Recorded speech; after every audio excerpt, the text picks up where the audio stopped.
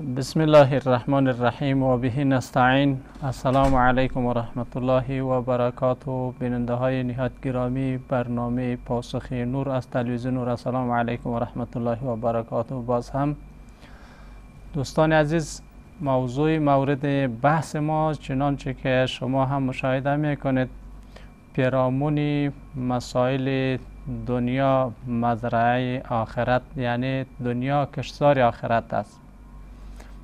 از این لحاظ دوستان عزیز، دنیا چطور کشتزار آخرت قرار گرفته و یا ای که در لفظ حدیث چگونه از دنیا مزرعه الاخرت گفته شده، در حالی که در دو طرف مزرعه، یک طرف دنیا و طرف دیگر لفظ آخرت قرار گرفته. یعنی به این معنا و مفهوم است که در ابتدا که کدام چیز کشت کرده می شود حاصل در آخر گرفته می شود. بنابراین خداوند متعال اصلا دنیا را برای تمام انسان ها به منزله مزرعه و یا کشتزار آخرت قرار داده است. و از این لحاظ یک شاعر هم در مورد این حدیث پیامبر صلی الله علیه و سلم فرموده که از مکافات عمل غافل مشو، از گندم روید ز جو جو. یعنی هر آنچه را که انسان در دنیا کشت میکنه به این معنا هر عمل را که انجام میده همان حاصلات را میگیره و همان چیز را درو میسازه. بنان اگر یک انسان در دنیا عمل نیک انجام میدهد، پس اجر و پاداش و جزای نیک برای انسان در آخرت داده می شود. و یا ای که اگر انسان در دنیا عمل بد انجام میدهد، بناهن در آخرت هم جزای بد برشان داده می شود. این کشت فقط یگانه کدام حاصلات را که تولید میکنه مطابق همون محصولات بر انسان حاصل میرسه. در قرآن عظیمشان الله تبارک و تعالی میفرماید اعلموا انما الحیات الدنیا لعب و لهو. میگه بدانید ای انسان ها که زندگانی دنیا بازی و تماشا و زینتون و دیگر آرایش است. در ادامه می آید که و تفاخر بینکم و خودستایی است در میانتان. و دیگر در ادامه آیه قرآن عظیمشان آمده که و تکاثر فی الاموال و الاولاد، و زیاد طلبی است در اموال و اولاد. یعنی زندگی دنیا را قسماً که الله تبارک و تعالی طبق خواهشات و آرزوی انسان ها تعریف کرده، به این معنا که بدانید یعنی دنیا یگانه چیزی می بوده باشد که انسان در دنیا قسماً زندگی را سپری می کند که به لهو و لعب و به این معناست که یعنی به بازی و تماشا و همچنان دنیا را به خواست و درخواستی های آرایش و زیبایی دنیا و همچنان دنیا را طبق خواهشات خود فقط به تفاخر یعنی خودستایی در میانتان، به این معنا که انسان ها به نسبت مال، به نسبت اولاد، به نسبت قدرت، به نسبت ثروت یکی بر دیگر افتخار میکنند. هر کسی که از لحاظ ثروت نسبت بر دیگری بیشتر داشت و یا اینکه یک انسانی که قدرت نسبت بر دیگری بهتر داشت، فخر افتخار میکنن بر دیگران که من نسبت به شما ثروت قدرت بیشتر دارم. یعنی زندگی دنیا را الله تبارک و تعالی من گونه در قرآن عظیمشان تعریف میکند. اما در حدیث پیامبر صلی الله علیه و سلم دنیا را قسما تعریف کرده که در یک حدیث پیامبر علیه السلام محبت دنیا را قسما گفته شده که حب الدنیا رأس کل خطیئت. یعنی محبت دنیا سرچشمه هر گناه است. بنان دوستان عزیز، در این حدیث خود دنیا را نگفته، محبت دنیا را سرچشمه همه گناه گفته. ببینیم یک بیننده ما تماس گرفتن، چه سوالی دارن؟ بله بفرمایید. بله و علیکم السلام و رحمت الله. بفرمایید چه سوالی دارین؟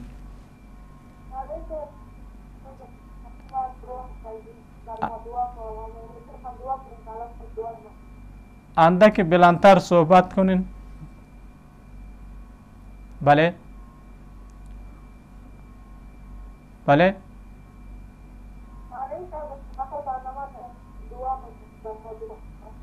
یعنی بله، یعنی درخواست شما دعاست. فکر میکنم خواهر عزیز سوالشان را اگر درست گرفته باشم در مورد دعا بودن. فکر میکنم شاید درخواست دعا کرده باشد. بنان دوستان عزیز، در مورد دعای قدر خدمت شما برسانم که دعای مؤمن خود در این شک نیست که در حق مؤمن در غیاب حتما قبول میشه. دعای غیبی یعنی در غیاب یک مؤمن دیگر اگر دعا میکرده باشد، حتما دعای غیابی قابل قبول و قابل پذیرش به نزد درگاه پروردگار می بوده باشد. در حدیث شریف هم همین گونه آمده. بنان ما هم دعا میکنیم که خداوند متعال مشکل خواهر را و مشکل تمامی مسلمانان را مرفوع بگردانه و مطالب و مقاصد شرعیشان را برآورده بگردانه و پروردگار همه مسلمانان را مشکلات دینی و اخرویشان را مرفوع بگردانه و از بلاها و مصیبتها پروردگار همه ما را در امن و حفظ و پناه خود نگاه بدارد. بنان دوستان عزیز، موضوعی که قبلا در حدیث شریف خدمت شما عرض رسانیدم که پیامبر بزرگوار اسلام صلی الله علیه و سلم در مورد محبت دنیا قسما فرموده که حب دنیا رأس کل خطیئت، یعنی محبت دنیا سرچشمه هر گناه است. بنان در حدیث شریف آنچه که در مورد ذمت محبت دنیا گفته شده به این خاطر که واقعا که در حقیقت هم همین گناه است که محبت دنیا منبع و منشأ و سرچشمه همه گناه به خاطر این است که یک انسان اگر ظلم میکنه به خاطر محبت دنیا، انسان اگر قمار میزنه به خاطر محبت دنیا، انسان مرتکب هر گناهی که میشود به خاطر محبت دنیا، حتی تا این که یک انسان سرقت میکنه به خاطر محبت دنیا، اختطاف میکنه به خاطر محبت دنیا، چقدر گناه های دیگر هم که است، اینها هم به خاطر محبت دنیا انجام داده می شود. بنان از این لحاظ محبت دنیا را سرچشمه هر گناه گفته. محبت دنیا منبع و منشأ هر گناه.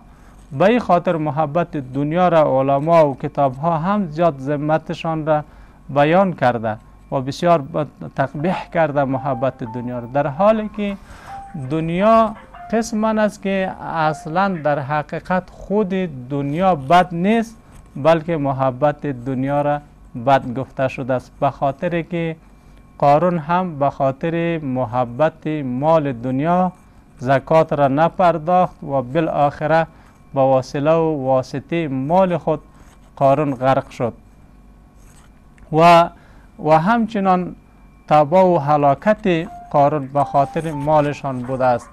بنان اگر انسان در این مورد اندک فکر کند که دنیا چگونه انسان را به کجا میکشاند و از گذشته ها هم انسان میتوانند که تجربه حاصل بکنند. قسما که فرعون را قدرت دنیا، محبت دنیا به کجا رسانید و سرانجام چه شد. بنان در یک حدیث دیگر پیامبر بزرگوار اسلام صلی الله علیه و سلم گفته شده است که او حدیث دیگر که قبلا گفتیم و این حدیث پیامبر علیه السلام که در مورد دنیا گفته و یا حدیث دیگری که در مورد حضرت عبدالله پیامبر صلی الله علیه و سلم حدیث را فرمود، کن فی الدنیا که انک غریب او عابر سبیل. پیامبر بزرگوار اسلام صلی الله علیه و سلم خطاب به حضرت عبدالله صاحب فرمود که باش در دنیا مانند شخصی که مسافر بوده باشد و یا اینکه مانند یک شخص رهگذر. به این معنا و مفهوم است که قسما که یک انسان مسافر در یک سفر برای خود چیزی را جمع آوری نمی سازد و او فقط متوجه سفر خود است و اگر آمادگی هم میگیرند برای سفر خود آمادگی میگیرد. همین قسم برای حضرت عبدالله صاحب گفتند که شما در دنیا زندگیتان را با مانند یک شخص مسافر او عابر سبیل یا با مانند یک شخص رهگذر سپری بکنید. قسما که یک انسان مسافر برای خود چیزی را جمع آوری نمی کنه به خاطر که سفر دارد و یا یک انسان رهگذر چیزی را برای خود جمع آوری نمی سازد به خاطر که رهگذر است. از لحاظ این دوستان عزیز، البته انسان ها در حقیقت هم همه مسافر هستند، پیش روی سفر دارند، به این خاطر با مسافر تشبیه داده شده است. دوست دیگری داریم که در روی خط هست، نوید از کابل. بله بفرمایید. بله بله میشنویم که اندک بلندتر صحبت کنید. زنده و سلامت باشین نوید جان، بفرمایید.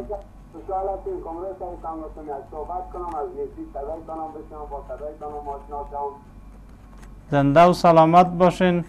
برادر خود ما هستش، هم نماز نمیخوانه، اما نه مکتب میره که هر کم یاد نمیگیره. من بله. رقم کنیم وقتی از خدا میشه، شما میشه این گپ است برد چیز کنید که ما بفهمید رفته. درست است، تشکر. بسیار سوال خوبی را مطرح کردین. انشالله شما می توانید جواب سوالتان از طریق تلویزیونتان ببینید و بشنوید.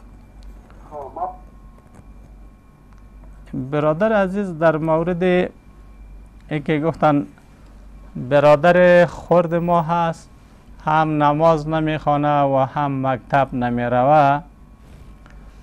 واقعا که نماز یکی از مسائلی است که پیامبر بزرگوار اسلام صلی الله علیه و سلم در حدیث شریف نماز را ستون دین گفته.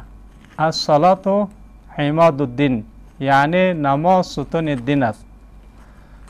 فمن اقامها فقد اقام الدین. پس کسی که قایم کرد نماز را گویا که دین خود را قایم کرد. و من ترکها فقط ترک دین. و کسی که نماز را ترک کرد گویا که دین خود را ترک کرده باشد. به خاطر این دوستان عزیز که نماز ستون دین است. و از این لحاظ دوستان عزیز در یک حدیث پیامبر صلی الله علیه و سلم فرموده لکل شیء علم و علم الایمان الصلاة. برای هر شی یک نشانه است، اما نشانه ایمان چیست؟ نشانه ایمان نماز است. این حدیث فقط نماز را نشانه ایمان گفته.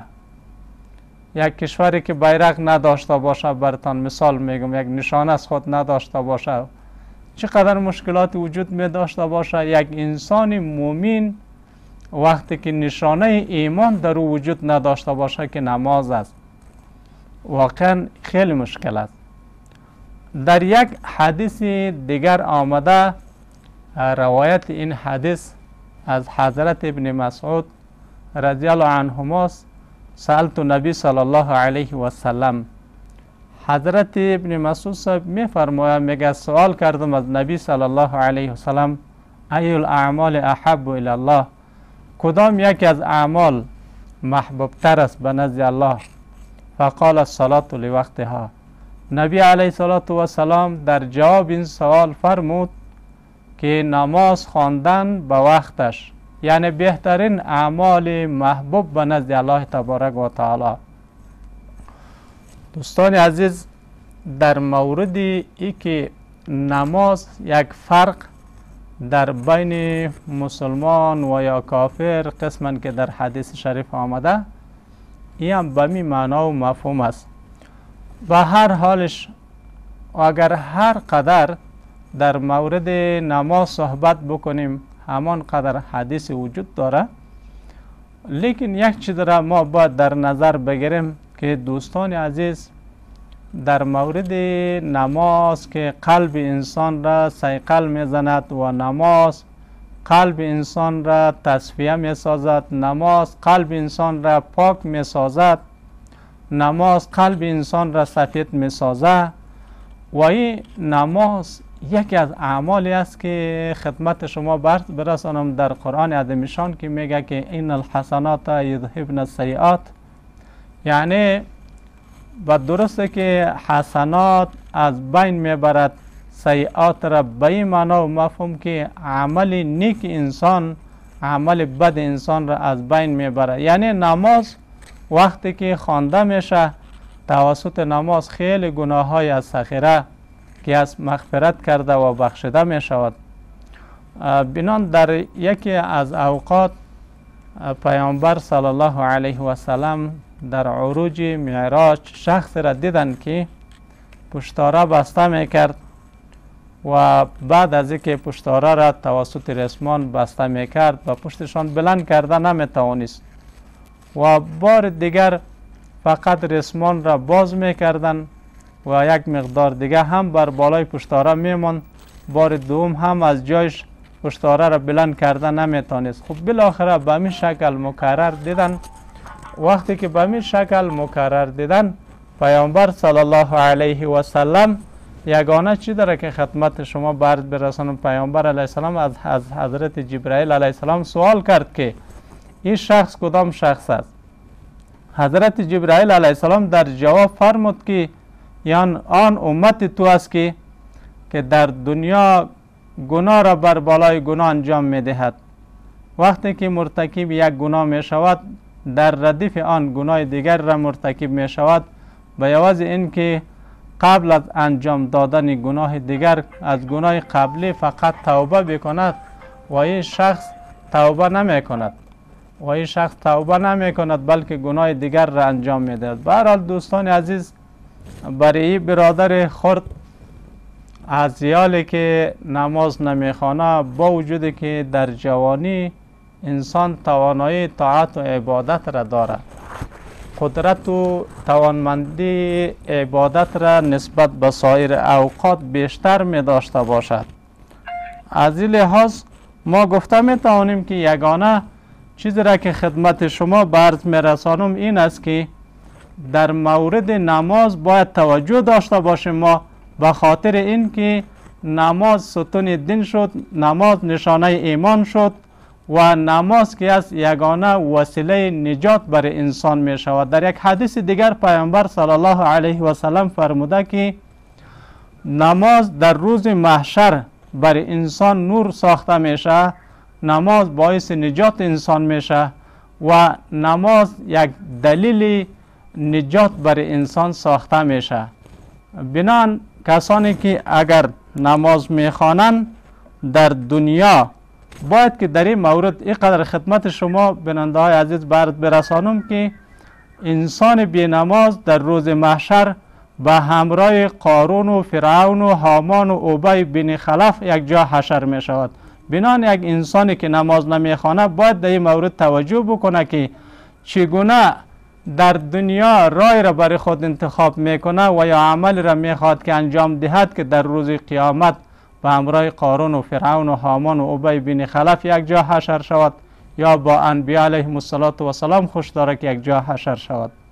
بنان از این لحاظ ما گفته میتوانیم که در مورد نماز فقط از وصیحت و همچنان نصیحت باید کار گرفته شود و برادر خرد هم است شاید که از ابتدا در این مورد خودشان هم توجه نکرده باشد، کسان دیگر هم توجه نکرده باشد. پیامبر صلی الله علیه و سلم در مورد ای که یک انسان چی وقت به نماز امر کرده شود در حدیث شریف فرموده که مروا اولادکم و هم ابناء 7 سنین، یعنی شما امر بکنید اولادتان را به نماز در حالی که ایشان فرزندانی چند ساله بوده باشند، فرزندانی فقط برتان بگم که در حدیث شریف گفته شده که 7 ساله بوده باشد. بنان پیامبر صلی الله علیه و سلم در حدیث شریف فرموده که شما اولادتان را به سن 7 سالگی به نماز امر بکنید.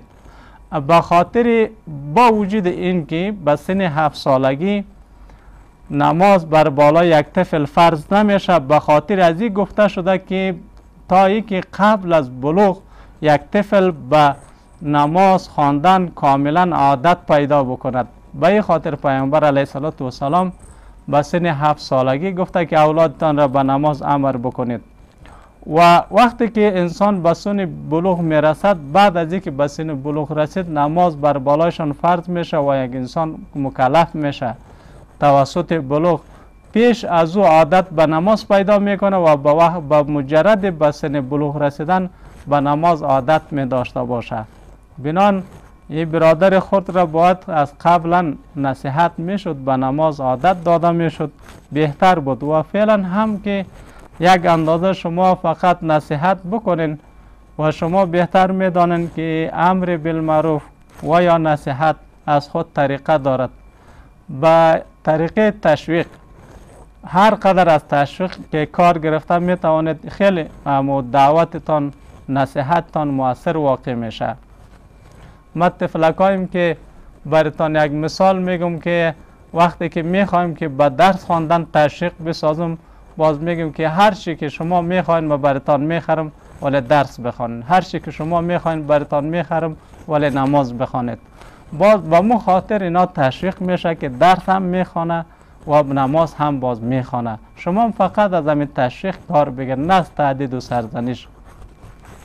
و در مورد مکتبشان هم گفتن دوست عزیز شما کوشش بکنید که در مورد درس خواندنشان همچنان از سرزنش و تهدید کار نگیرید، فقط از تشویق، از طریق تشویق به هر طریقی که میتوانید انشالله موفق می بوده باشید.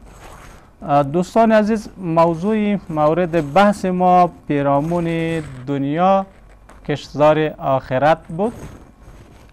البته در یک حدیث دیگر آمده که الدنیا جیفتون و طالبها کلاب.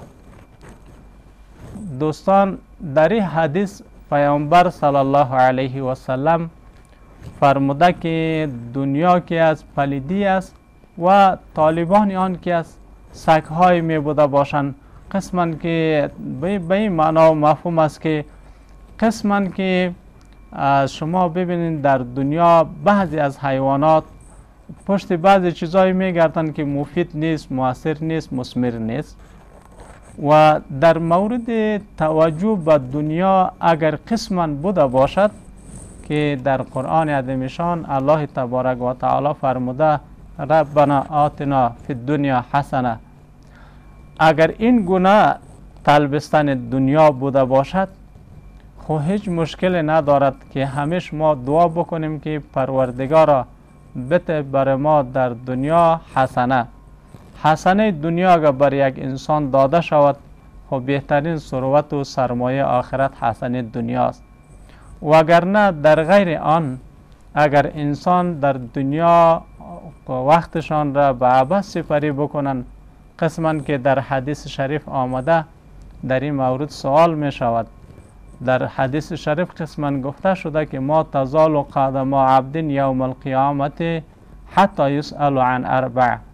میگه در روز محشر و روز قیامت وقتی که انسان ها در هر صفی که قرار می گیرند تا وقتی که حتی قدمای انسان از جای خود حرکت نکرده باشه سوال کرده می شود از 4 چیز که این رها هم شما ببینید به دنیا تعلق دارد. عن عمره فیما افناه، یکی از عمر انسان سوال کرده می شود که در دنیا 20 ساله و یا 40 ساله و یا 60 ساله و یا 80 ساله عمر خود را در چی سپری کرده. ما اکثرا که ببینیم یا 40 ساله هستیم یا 60 ساله هستیم یا 70 ساله هستیم، خود خیلی وقت عمر خود ما سپری کردیم. در روز محشر از عمر انسان سوال کرده می شود که عمر را در چی سپری کردی؟ و 3 چیز دیگر را بعد از وقفه انشالله خدمت شما به عرض می رسم، اما اکنون وقفه کوتاهی داریم.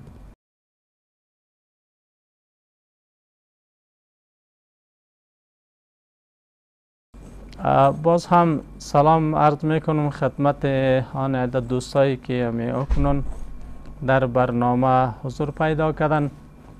دوستان عزیز، موضوع مورد بحث ما این که دنیا کشتزار آخرت هست. پیرامون تفصیل آن می خواستیم که صحبت داشته باشیم، اما یک حدیثی که قبل از وقفه یک جزء آن گفته شده بود، اجزای دیگری آن باقی مانده بود، این بود که در روز محشر الله تبارک و تعالی از شارچ سوال میکند عن عمره فیما افناه، از عمر انسان که در چی فنا کردی، یعنی عمر را در دنیا به چی سپری کردی و عمر 40 ساله و 50 ساله و 60 ساله تان را به کدام کار سپری کردی از انسان سوال کرده می شود در مورد عمر. دوم عن شبابه فیما ابلاه، از جوانی انسان سوال کرده می شود که جوانی را در چی کار سپری کردی. در جوانی دوستان عزیز انسان توانمندی می داشته باشد، در جوانی انسان نیرو می داشته باشد، در جوانی انرژی می داشته باشد. یک انسان جوان در مقابل طاعت و عبادت خدا خوبتر مقاومت کرده می تواند. یک جوان می تواند که 100 رکعت نماز نفل را و یا 200 رکعت نماز نفل را با بسیار سهولت و راحت و آسانی ادا کنه نسبت به یک انسانی که ضعیف و ناتوان است.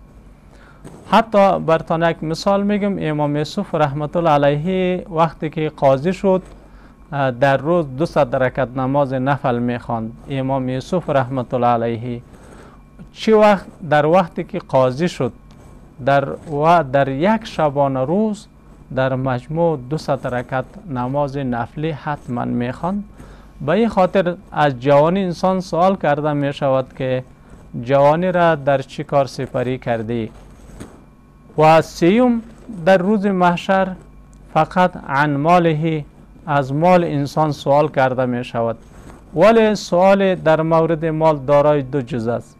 یک جز آن این گونه می بوده باشد که از یک انسان مالدار و از یک انسان ثروتمند سوال کرده می شود که این مال و این ثروت را از کدام مدرک به دست آوردی.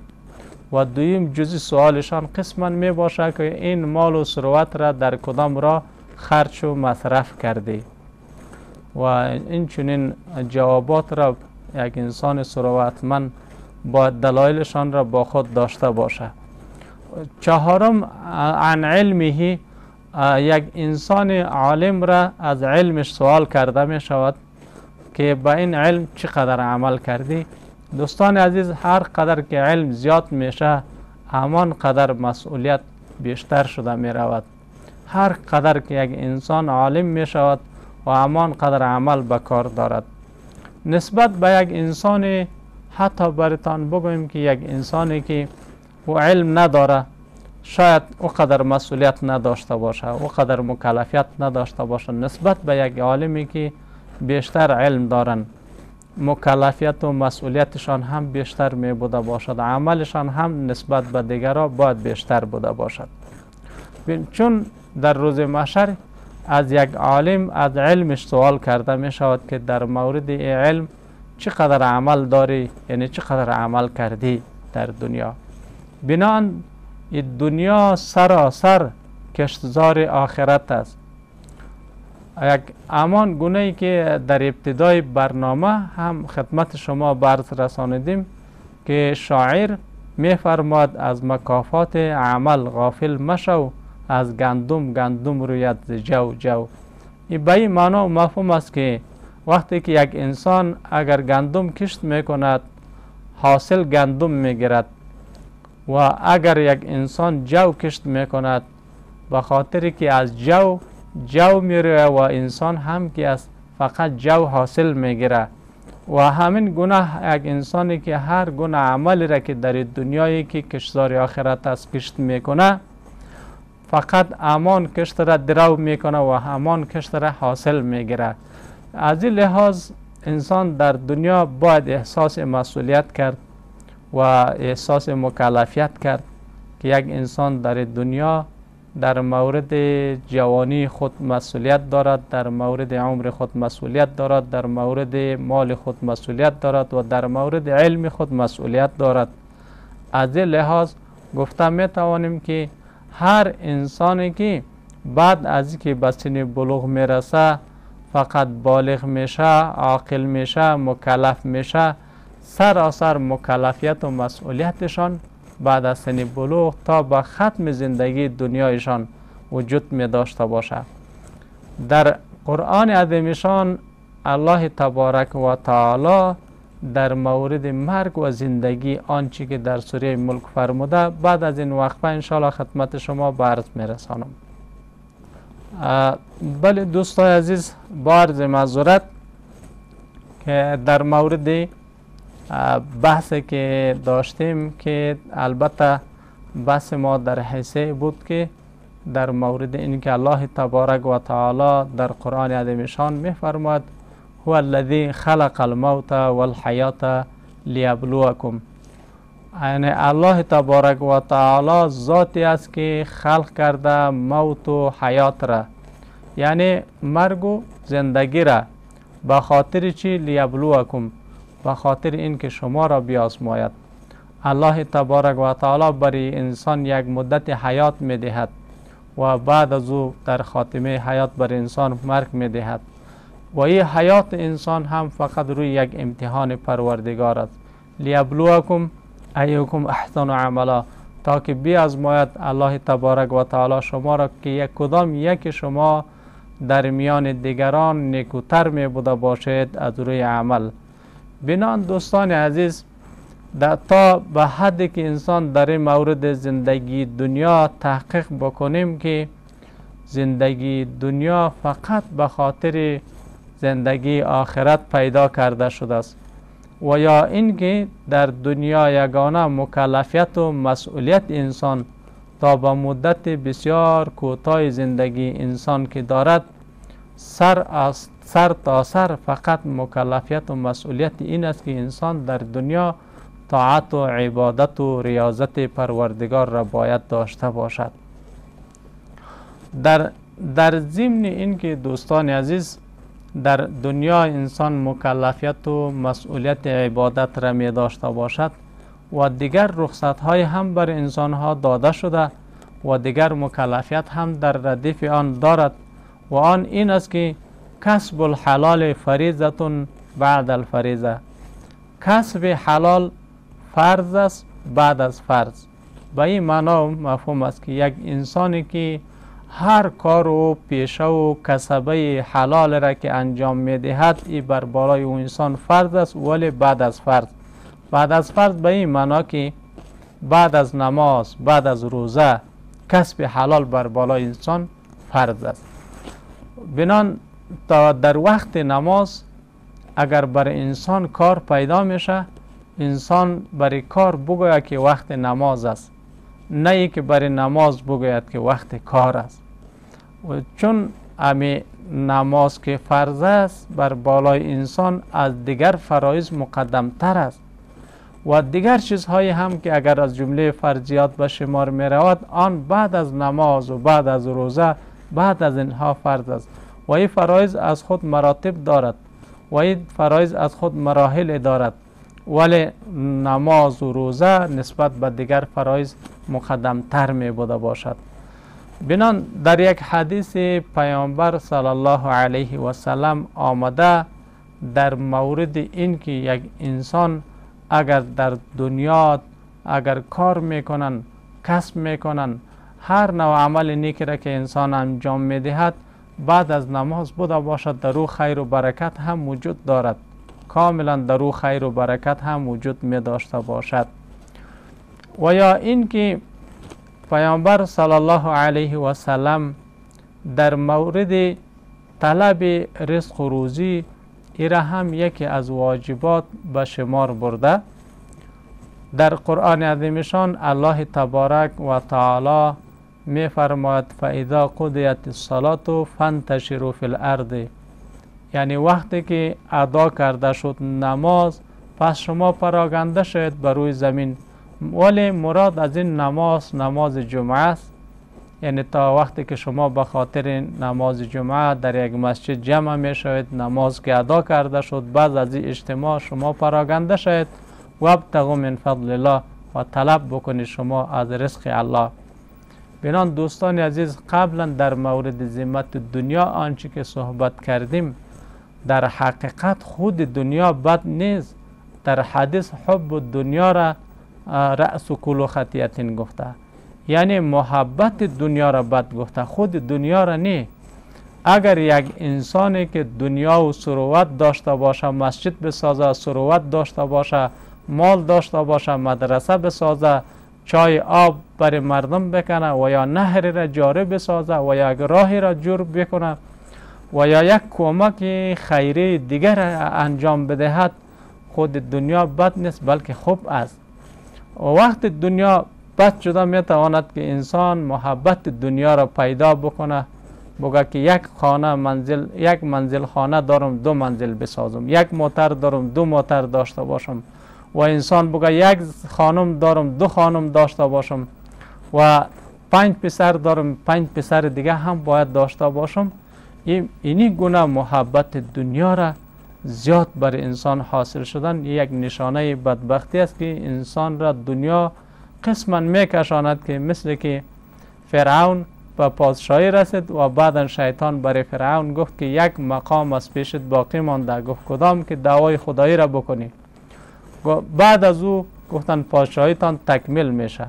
امی بود که بعد از قدرت فرعون فقط یک دعوای خدایی را هم کرد، به خاطر گفت که امی مقام و منزلت پادشاهی را گفت طی کنیم، پادشاهی را کامل بسازیم و تکمیل بسازیم. بالاخره یک دعوای خدایی را هم کرد.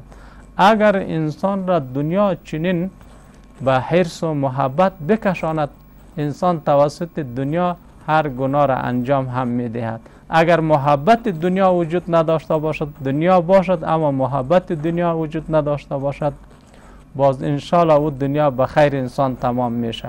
هر قدر ثروتی که در راه خدا خرج و مصرف شود، مسجد و مدرسه ساخته شود، یا یکی قرآن عظیمشان هدیه شود، و یا یکی مدرسه و یا راه و چا و آب و غیره به خاطر خیریه و کمک برای مردم فقرا و یتیم و غیره اگر کمک صورت بگیرد، انشالله در اون دنیا باز خیر انسان وجود می داشته باشه. انسان از جمله انسانهای اغنیا به شمار می رود. شما می دانید که یک انسانی که غنی باشه و در ضمن غنی باز سخی بوده باشد، سخاوت یک صفت و مواصفات خود را قسما که در حدیث پیامبر صلی الله علیه و سلم آمده و چنان صفات را از خود دارد.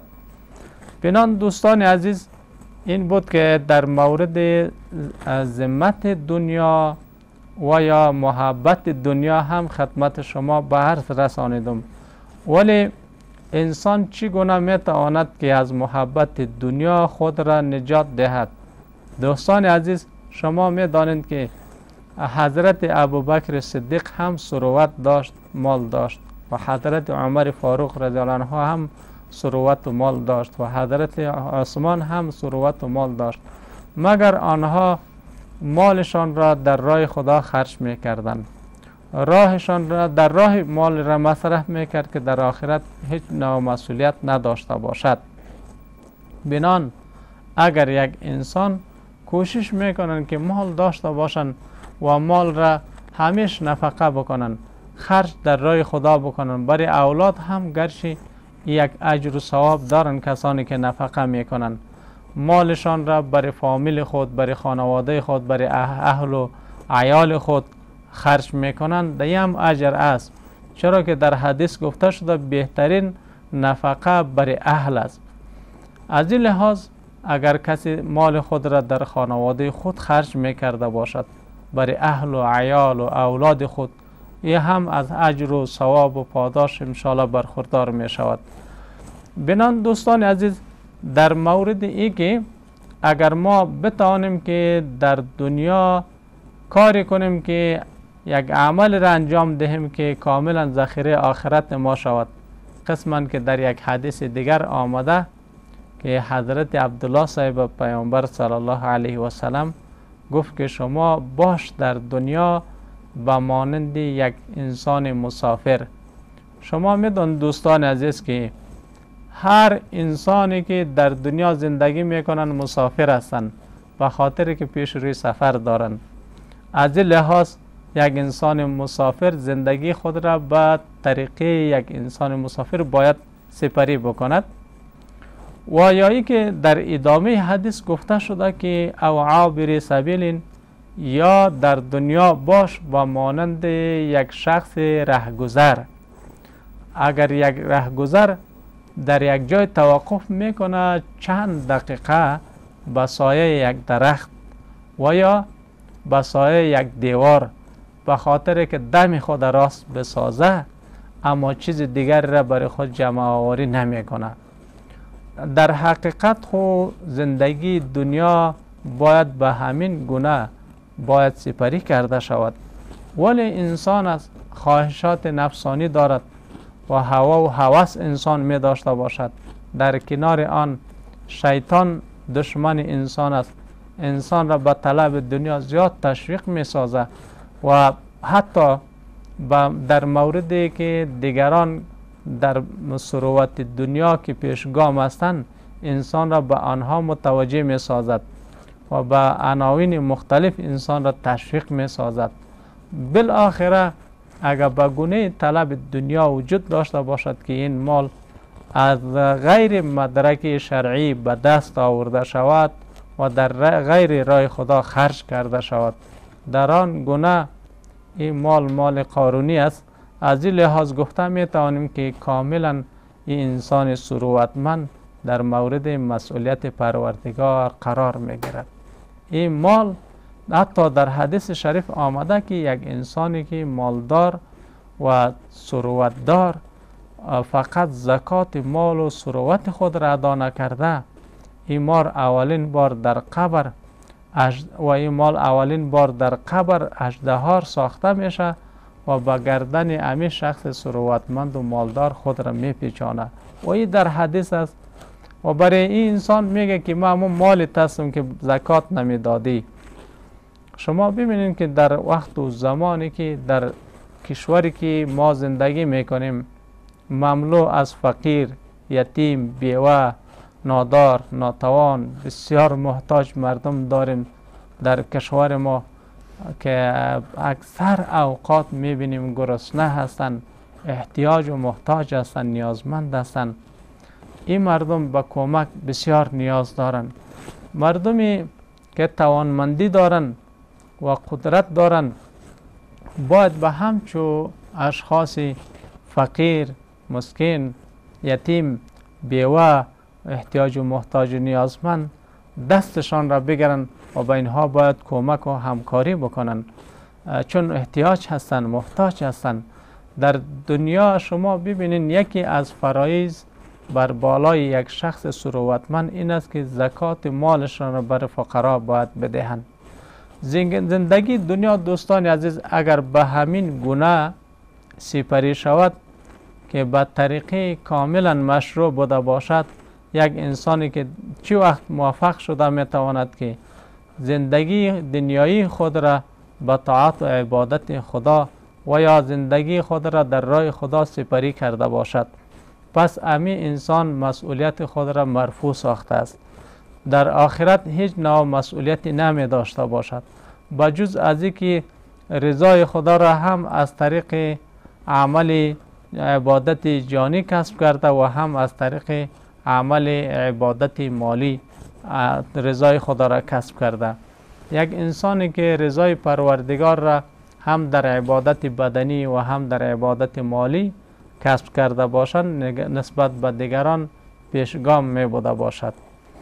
بنان دوستان عزیز این موضوع یکی از موضوعات بود که انسان اگر به این موضوع که دنیا در حقیقت کشتزار آخرت، جای دهقانی، جای کشت کردن و جایی که انسان هر عمل را انجام میدهد و نتیجه و حاصل آن را میگیرد، اگر در این مورد دقت بکنن، توجه بکنن، قسما که یک برادر قبلا سوال کردن، باز هیچ وقت یک انسان نماز را ترک نمی کند و هیچ وقت یک انسان تلاوت قرآن عظیمشان را ترک نمی کند.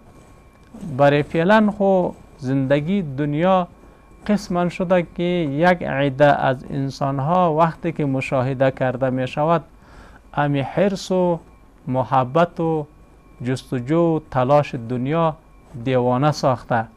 در دان دکان که استاده باشه و بعد از دو چشم تقریبا ببینی که 4 چشم ساخته و 4 طرف نظر میندازه کی از کدام طرف پیدا میشه که دایره دور بیتیم بگم یعنی دکان و یعنی سودای و یعنی مال چی میخرید.